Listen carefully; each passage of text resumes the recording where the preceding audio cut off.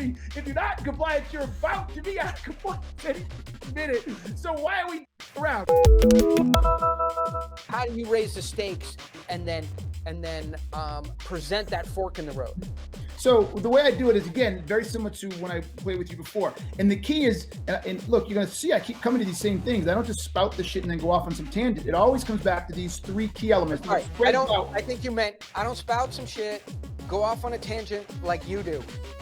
I didn't say that. Hey, if that's how you're feeling, I mean, look, if that's how you're feeling, you might want to explore that. I have no problem with it at the present time, right? Okay. This is a good interview, right? So it comes down to the business problem, the impact, the root cause. And so this is how I handle this, right? Yeah. We call it expanding the gap. So a customer will come to us and first say, I need. They'll tell you what the problem is in their world, and that's a need. 9 out of 10 times say, I need this. Sure, I need accounting software that is less likely to trigger an audit. We got audited last year. Yes. We don't need QuickBooks anymore. We need some kind of fancy SaaS. Yes. So I'll say, okay, great. So I'll say, tell me about the audit, right? And they'll start telling me, I'll say, how much did it cost you? How long did it take? I'll find out that they got fined $250,000. Now that you asked, it was $232,000. Oh, I'm sorry. TMI. Yeah, right. Yeah. So I'll find out how much they were fined. And what I'll do is I'll ask questions to quantify the business problem, right? Then I'll find out what the impact to the organization was. But then I'll say, well, wait a minute. Are you in compliance now? Because half the time they're thinking about the problem, like, but are you, now that you've gone through all the, are you in compliance now? They'll say yes. Then I'll say, how are you staying? Watch what I do here, Oren. How are you in compliance now? If using the same system, if you weren't before, what have you changed?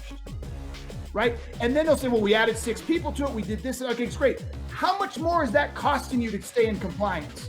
You see what I'm doing here? I'm digging into their world and I'm digging into what I'm using my logic that says, if you were out of compliance and you paid a fine and you're still in the same system, my gut's telling me if you're not in compliance, you're about to be out of compliance any minute. So why are we around, right? So once I get all of that on the table, then I start saying, what is the cost of being out of compliance twice? Because my brain is telling me you can't keep being out of compliance and they don't give you the same fine.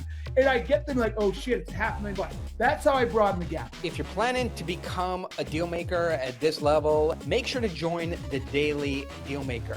We get into one little piece of this daily. And so you're just stacking and stacking and stacking these tools and tactics and strategies until they come out of you as naturally as they come out of me and the people that I work with. Add the tips, tools, strategies, tactics a little bit every day. And by the end of a year, be a totally different, new, improved person and a very strong deal maker.